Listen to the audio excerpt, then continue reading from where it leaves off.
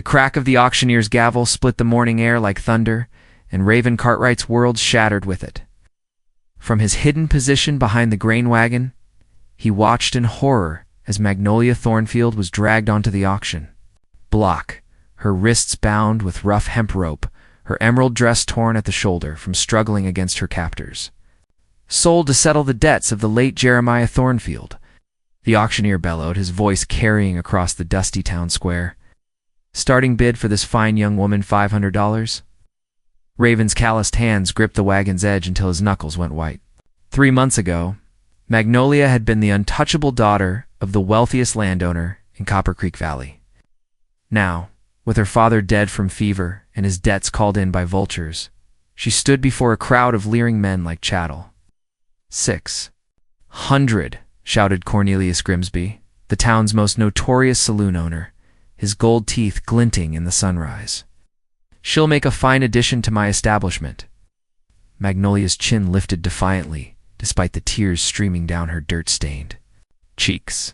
Even in her darkest moment, she carried herself like the fierce woman Raven had fallen in love with during those stolen summer evenings when she'd sneak down to the creek where he watered the horses.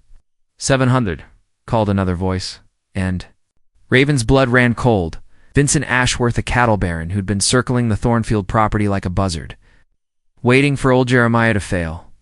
Raven's hand instinctively moved to the leather pouch at his belt. Inside were his life savings, $432. Every penny he'd earned breaking horses and mending fences for the past 5 years. Not nearly enough to outbid these wealthy predators, but he'd be damned if he'd let them take her without a fight. The bidding climbed higher at $100, $900, $1,000. With each increment, Magnolia seemed to shrink into herself, her defiance cracking like dried earth and drought. When Ashworth's voice rang out with $1,200, the crowd fell silent. Going once. ... Going twice. ... The auctioneer raised his gavel. That's when Raven stepped from behind the wagon, his spurs jangling against the wooden platform as he mounted the steps. The crowd turned, murmuring at the sight of the tall, weathered ranch hand in his worn leather chaps and faded blue shirt. $1,500, he called out, his voice steady, despite his racing heart. Ashworth spun around, his face twisting with surprise and rage. You don't have $1,500, boy? Hell, you don't have $15. Raven reached into his shirt and pulled out a folded piece of parchment, the deed to his small plot of land on the eastern ridge. It's the only thing of value he owned besides his horse and his pride. I've got this. 20 acres of prime grazing land worth twice what you're offering? Magnolia's eyes found his across the crowd, and for a moment the chaos around them faded. In her gaze, he saw recognition, hope, and something else that made his chest tighten, love, desperate and fierce as a wildfire. But Ashworth wasn't finished. His cruel laughter cut through the morning air as he gestured to his hired men, there, hands already moving to their gun belts. The biddings closed, ranch hand. Walk away, or we'll carry you away.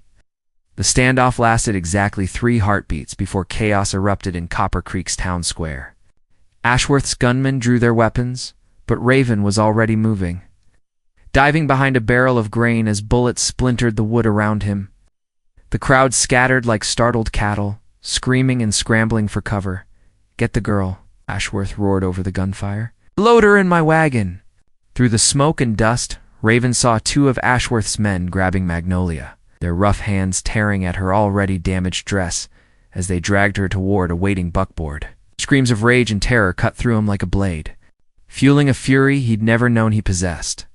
Rolling from behind the barrel, Raven came up with his Colt .45 blazing.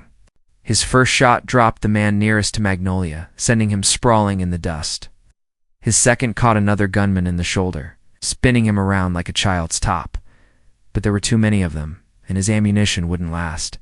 Forever worse, Sheriff Dalton Ashworth's pocket lawman was already mounting his horse, no doubt to fetch reinforcements. Raven needed to get Magnolia out of there before the odds became impossible. Tempest. He whistled sharply, and his black stallion came thundering around the corner of the general store, reins trailing, stirrups flying. The horse had been trained for exactly this kind of chaos. Raven had learned to expect trouble in his line of work. One of Ashworth's men had wrestled Magnolia halfway to the wagon when Raven's boot caught him in the jaw, sending him tumbling backwards. Without breaking stride, Raven scooped Magnolia up in his arms and vaulted onto Tempest's back, settling her in front of him as bullets whined past their heads. "Hold tight," he growled against her ear, spurred the stallion into a full gallop. They thundered through Copper Creek's main street, past the church where Magnolia had once sung in the choir, past the schoolhouse where she'd taught children to read, past all the remnants of her former life. Behind them, Ashworth's voice rose above the din, promising a $1,000 reward for their capture. Magnolia pressed back against Raven's chest, her body trembling but her voice steady. "They'll follow us. Vincent won't let this go," he wanted. "Our land too badly? Let them come," Raven replied, guiding Tempest onto the narrow trail that led up into the foothills. "I know these mountains better than any man alive. They'll disappear like smoke."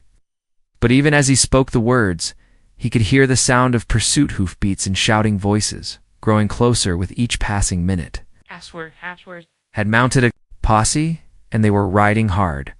The trail wound upward through scrub oak and juniper, becoming narrower and more treacherous with each mile. Tempest's breathing grew labored, white foam flecking his neck, but the loyal stallion never faltered. Behind them, the sounds of pursuit began to fade, as weaker horses fell behind. As they crested a ridge, Magnolia turned in the saddle to look at him, her green eyes searching his face. "Why?" she whispered. "Why did you risk everything for me?" Raven's throat tightened. How could he explain the months of watching her from afar, the dreams that had kept him awake, the certainty that had settled in his bones the first time he'd seen her smile? Instead, he simply said, "Because you're worth risking everything for." A gunshot echoed from the valley below, and both of them turned to see a line of riders emerging from the trees. Ashworth and his men, closer than Raven had hoped. The chase was far from over, and the sanctuary he'd been heading for was still miles away through dangerous terrain. Tempest snorted and tossed his head, as if sensing his master's urgency. Without another word, Raven urged the stallion forward into the gathering dusk, carrying the woman he loved toward an uncertain fate. By the time the moon rose full and silver over the canyon walls, the Tempest's flanks were heaving, and his hooves rang hollow on the stone path. Raven had pushed the stallion harder than ever before, following game trails and forgotten mining routes through the heart of the Copper Mountains. Behind them, the sounds of pursuit had faded to nothing, but that didn't mean they were safe. "There!" Raven murmured, pointing to a dark cleft in the canyon wall ahead. "Hidden spring cave. We can rest there until dawn." Magnolia had grown quiet during the long ride, her body rigid against his chest. Now, as he helped her down from the saddle, she swayed on her feet, exhaustion and shock finally taking their toll. Without hesitation, Raven swept her up in his arms and carried her into the cave's sheltering darkness inside. The air was cool and sweet, carrying the sound of water trickling over stone. Raven had discovered this place 3 years ago while tracking a missing calf, and he'd kept its location secret ever since. The cave stretched back into the mountain, with a natural spring that formed a crystal-clear pool near the entrance. He settled Magnolia on a bed of soft sand near the water's edge, then went back to tend to Tempest. The stallion deserved the finest oats and the cleanest water after his heroic run. But all Raven could offer was a handful of wild grass and a gentle rubbing down with his own shirt. When he returned to Magnolia, he found her staring at the water, her torn dress hanging in tatters around her shoulders. In the moonlight streaming through the cave mouth, she looked like a fallen angel, beautiful and broken, and utterly lost. "I keep thinking this is all a nightmare," she said without looking at him. "That I'll wake up in my own bed, and Papa will be downstairs reading his newspaper, and none of this will have happened." Raven knelt beside her, fighting the urge to gather her in his arms. "I'm sorry about your father. He was a good man. A good man who made terrible choices." Her voice was bitter as winter wind. "He mortgaged everything, the house, the land, even the cattle to invest in Vincent's schemes. When those investments failed, Papa couldn't face the shame. The fever that killed him was just his heart giving up. She finally turned to look at Raven, and he saw a strength in her eyes that hadn't been there before, that the sheltered innocence of a landowner's daughter. But the hard-won wisdom of someone who'd lost everything and survived. You gave up your land for me, she continued. Your deed. It's all you had. It's just dirt and grass, Raven replied. Oh. You're worth more than any piece of ground. Magnolia reached out and touched his face, her fingertips tracing the scar that ran from his left temple to his jaw, souvenir from a horse that had objected to being broken. You hardly know me. We've spoken maybe a dozen times, always in secret, always stolen moments by the creek. I know enough. His voice was rough with emotion. I know you used to sneak medicine to the Mexican workers when the foreman wouldn't pay for a doctor. I know you taught reading to the children in the camps, even when your father forbade it. I know you have a laugh like silver bells and a temper like summer lightning. Her breath caught, and for a moment, the years of social barriers between them ranch hand and landowner's daughter dissolved like mist. But then reality crashed back down on them both. Vincent will never stop hunting us, she whispered. He'll follow us to the ends of the earth before he gives up his revenge. Even if we could escape him, what kind of life could we have? You're an outlaw now, and I'm nothing. No family, no money, no home. You're wrong, Raven said fiercely. You're everything. Outside the cave, a wolf howled in the distance, its voice echoing off the canyon walls like a warning. They were safe for now, hidden in their sanctuary of stone and water. But the dawn would bring new dangers and impossible choices. Dawn came too soon, painting the canyon walls in shades of rose and gold. Raven had slept fitfully, his arms wrapped protectively around Magnolia as she rested against his chest. Every sound, the whisper of wind through stone, the scurry of small creatures in the darkness, had him reaching for his gun, certain that Ashworth's men had found their hiding place. But the morning brought a different kind of danger. As Raven stepped outside to scout their back trail, he spotted smoke rising from the valley below, not the thin gray wisps of campfires, but the thick black columns that spoke of buildings burning. Dear God, Magnolia breathed, appearing beside him at the cave mouth. That's coming from Copper Creek. Through the clear mountain air, they could see the distant town shrouded in smoke. Even at this distance, the orange glow of flames was visible against the morning sky. And moving up the mountain toward them, like ants following a scent trail, came a line of riders. Vincent's lost his mind, Raven muttered, checking his ammunition. He had maybe a dozen rounds left, nowhere near enough for the fight that was coming. He's burning the town to flush us out. Magnolia gripped his arm, her nails digging into his skin. Mrs. Henderson, the Morrison children, all those innocent people. This is my fault, no? Raven's voice was hard as granite. This is Ashworth's doing, not yours. But we can't stay here, they'll have us trapped in an hour. He quickly saddled Tempest while Magnolia gathered what few supplies they had. The stallion was rested but not recovered, his breathing still labored from yesterday's desperate run. Raven knew he was asking too much of the faithful horse, but they had no choice. As they emerged from the cave, a rifle shot cracked across the canyon, the bullet sparking off the stone inches from Raven's head. Below them, he could see Ashworth himself, leading the charge, his face twisted with rage and determination. There's an old mining trail that leads over the ridge, Raven shouted over the sound of approaching hoofbeats. If we can reach it, we might lose them in the maze of abandoned shafts. But as they climbed higher into the mountains, Tempest began to stumble. The stallion's legs were shaking with exhaustion, and white foam flecked his muzzle. They wouldn't make it much farther. That's when Magnolia made the decision that changed everything. Stop, she said quietly, sliding down from the saddle. Won't let you die for me, and I won't let your horse suffer any more. Magnolia, no, listen to me. Her voice was calm, resolute. Vincent wants me, not you. If I surrender, maybe he'll let you go. Maybe the town will be spared. Raven dismounted and grabbed her shoulders, his eyes blazing. Die before I let him touch you. Then we'll both die, and for what? So I can live a few more days as a fugitive? She pulled free of his grip and started walking back down the trail toward the approaching riders. Some battles can't be won, Raven. Sometimes the only choice is how you lose. For a moment, Raven stood frozen, watching the woman he loved walk toward certain doom. Then something inside him snapped, not toward despair, but toward a kind of desperate brilliance. He'd spent 5 years learning every inch of these mountains, every hidden trail and forgotten mineshaft. If brute force wouldn't save them, maybe cunning would. Magnolia, wait. He caught up with her in 3 long strides. There's another way. The old Silver Minute has 2 entrances, one that's been sealed for years. If we can make them think, we're trapped inside. She turned, hope flickering in her green eyes like a candle in the wind. What are you thinking? Raven's grin was sharp as a blade. I'm thinking it's time to show Vincent Ashworth that he's not the only one who knows how to play with fire. The abandoned Estrella mine had been carved into the mountainside 20 years.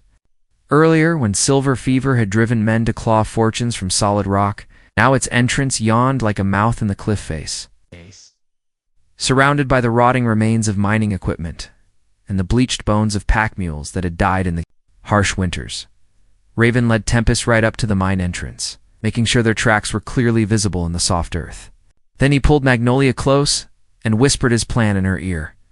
Her eyes widened with understanding and perhaps a touch of admiration for his desperate cleverness. You're completely insane, she breathed. This could kill us both. So could surrendering to Ashworth, Raven replied. At least this way, we go down fighting. They disappeared into the mine's darkness, just as the first of their pursuers came into view. Behind them, Raven could hear Ashworth's voice booming across the mountainside. Got you now, you bastard. There's only one way out of that hole. The mine tunnel stretched back into the mountain for nearly half a mile, supported by rotting timber beams that creaked ominously in the thin air. Raven had explored it once before, 3 years ago, and he knew it connected to an older working. Through a narrow passage that most men would never notice, they pressed deeper into the darkness. Feeling their way along the rough stone walls, behind them, torchlight began to flicker as Ashworth's men entered the mine, their voices echoing off the walls like the shouts of demons. Spread out, Ashworth commanded. Check every side tunnel. They can't have gone far. Raven found the hidden passage by touch a crack in the wall, barely wide enough for a man to squeeze through sideways. He pushed Magnolia through first, then followed, the stones scraping against his back and chest as he forced his way into the connecting tunnel. This older working was in worse condition, its support beams sagging under the weight of decades. But it led to something Ashworth didn't know about: a second entrance that had been deliberately concealed when the mine closed. Hidden behind a rockfall that looked natural but could be shifted by someone who knew the secret, they emerged into daylight. 50 yards from where they'd entered, gasping like drowning swimmers breaking the surface, Tempest was waiting where Raven had hidden him. And within minutes they were mounted and moving again, circling back toward the main trail. That's when Raven put the second part of his plan into motion. From his saddlebags, he pulled a stick of dynamite, a souvenir from his day's working construction before he'd turned to ranching. He'd been saving it for clearing stumps on his land, but it would serve a different purpose now. When I light this fuse, he told Magnolia, we've got about 2 minutes to get clear. The blast will bring down the main tunnel, trap them inside. Long enough for us to disappear. You'll kill them all, she whispered, her face pale.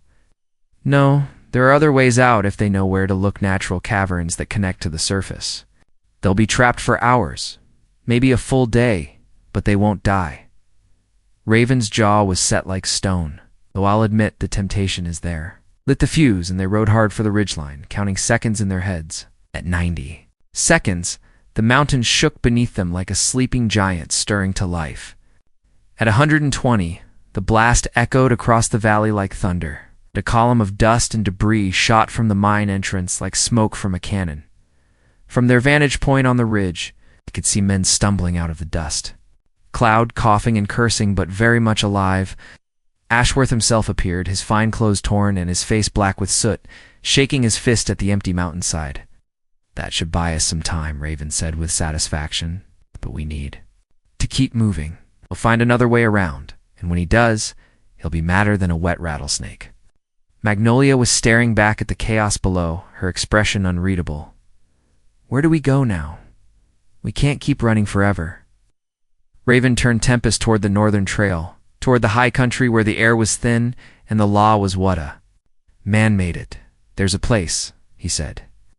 A valley hidden so deep in the mountains that most men think it's just a legend. If we can reach it, ... double quotes if. His smile was grim. The trail's dangerous.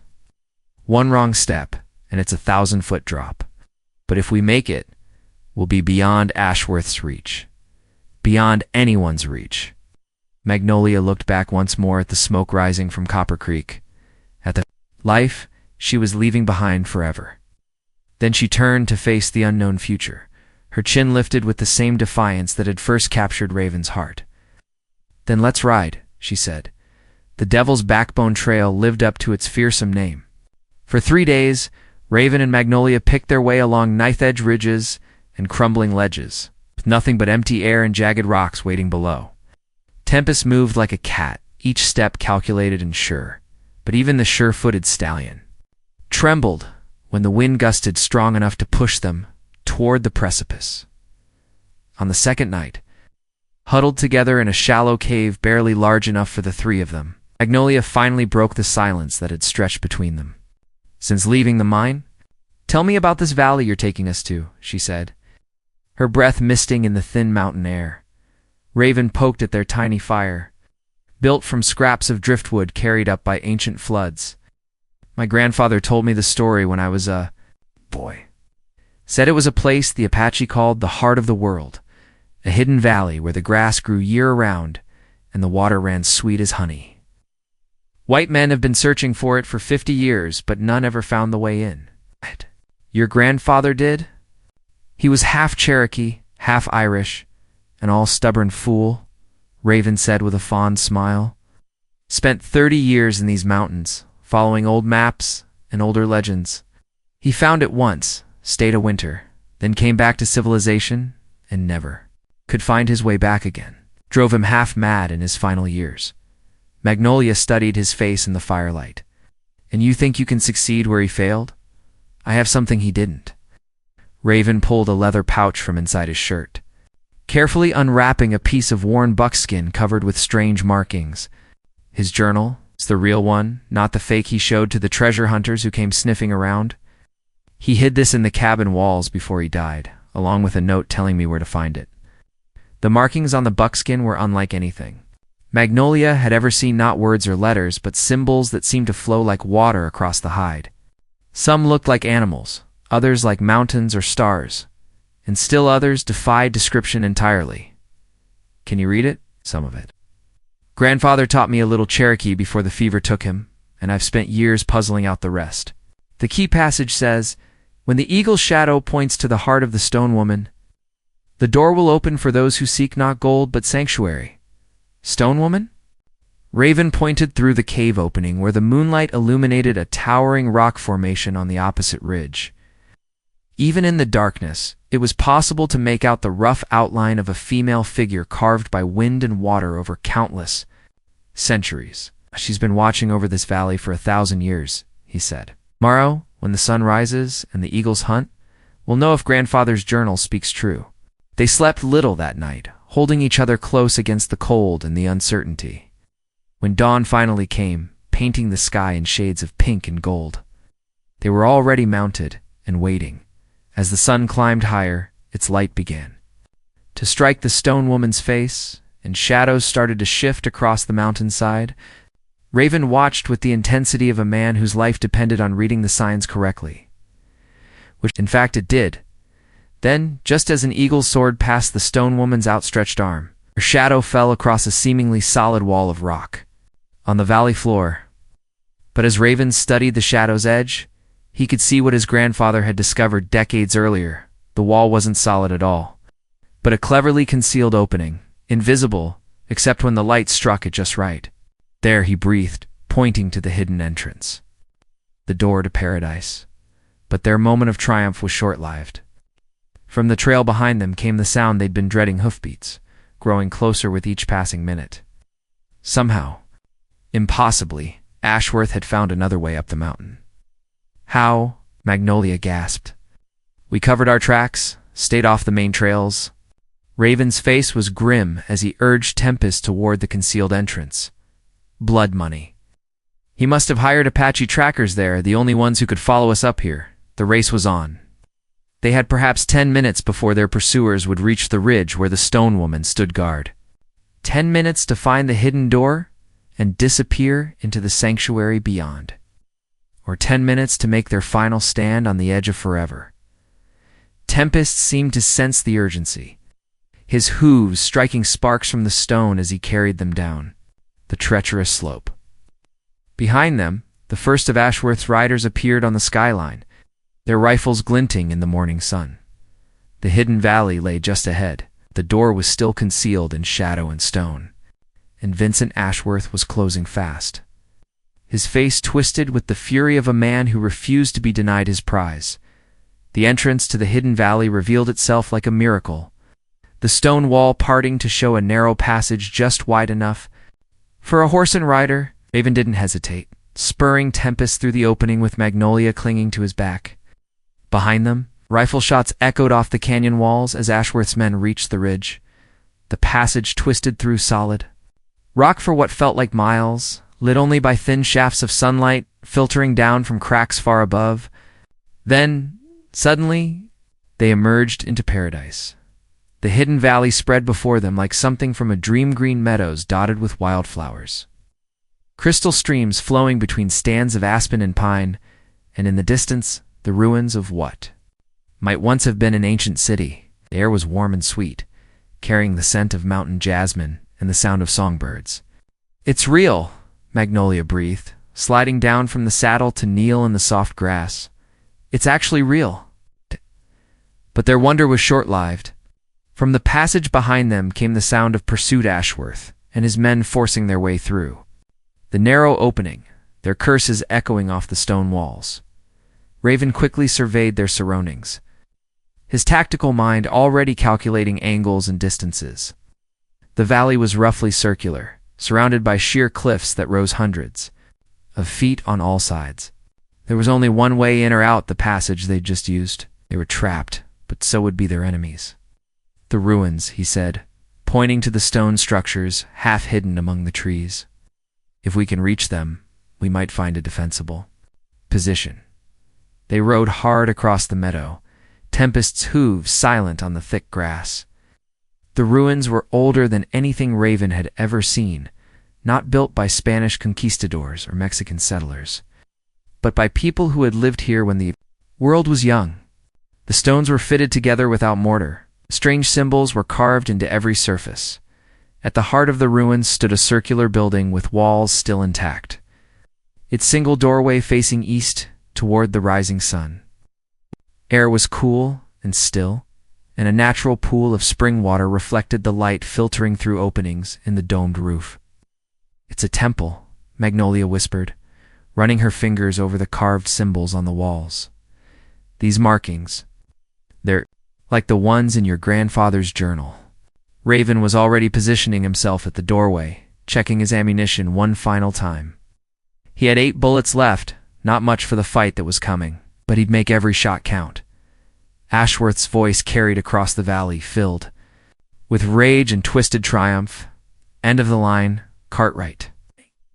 You've led me to the greatest treasure in the territory, and now you're going to die for it." "Treasure?" Magnolia looked confused. "But this is just an empty valley." Raven's understanding came like lightning striking. He thinks this is the lost mine of the Hermano Santo, the Holy Brother.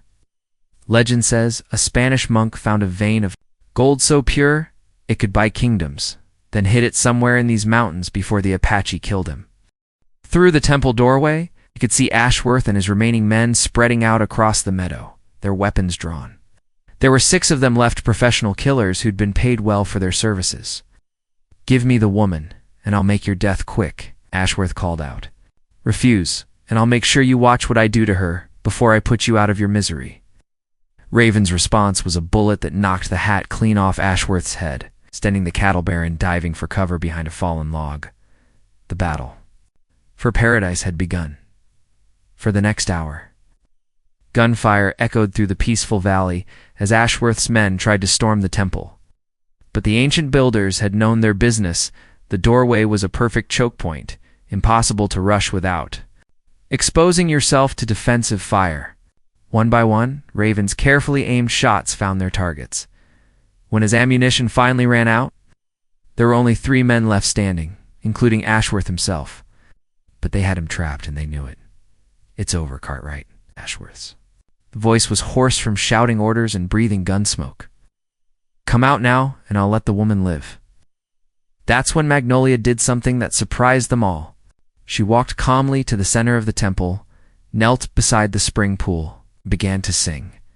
Her voice was pure and clear, carrying across the valley like silver bells. It was an old song, one her Cherokee grandmother had taught her years ago, a prayer for protection, for justice, for the spirits of the earth to rise up against those who would defile sacred ground. The effect was immediate and terrifying. The ground began to tremble, subtly at first, then with increasing violence. Cracks appeared in the valley walls, and loose stones tumbled from the cliffs above. The ancient ruins, which had stood for centuries, began to sway like trees in a storm. Earthquake. One of Ashworth's men screamed, just before a section of cliff face broke away and crashed down where he'd been standing. But this was no natural earthquake. As Magnolia's song rose higher, the very air seemed to shimmer with otherworldly power. The carved symbols on the temple walls began to glow with soft, golden light, and the spring water bubbled as if heated by fires deep beneath the earth. Ashworth tried to run, but the passage they'd used to enter was blocked now by fallen stone. His remaining men were nowhere to be seen, buried beneath the avalanche, or fled to whatever shelter they could find. Then, as suddenly as it had begun, the trembling stopped. Magnolia's song faded to silence, and the golden light slowly dimmed. In the aftermath, the valley seemed more beautiful than ever, as if it had been cleansed of some ancient corruption. Vincent Ashworth knelt in the meadow grass, his face pale with terror and understanding. "What are you?" he whispered. "I'm the woman you tried to buy and sell," Magnolia replied calmly. "And this is the sanctuary you can never possess." When the sun set that evening, it illuminated a valley at peace. Ashworth and his surviving men sat bound with rope woven from meadow grass, guarded by Raven while Magnolia tended to Tempest's needs. In the morning, they would escort their prisoners back to civilization to face justice. But that was tomorrow's concern. Tonight, as they sat together beside the sacred spring, Raven and Magnolia planned their future in their hidden paradise, a future built not on gold or land or social position, but on love that had proven stronger than greed, deeper than despair, and more enduring than the ancient stones that surrounded them. "So," Magnolia said, leaning against his shoulder as the first stars appeared overhead, "what do we do with our sanctuary?" Raven smiled, his arm tightening around her waist. "We live in it. We protect it. Maybe someday we share it with others who need a place where money can't touch them and power has no meaning." The hidden valley settled into peaceful darkness. Around them, keeping its secrets safe for another generation, while 2 hearts beat as one beneath the eternal stars,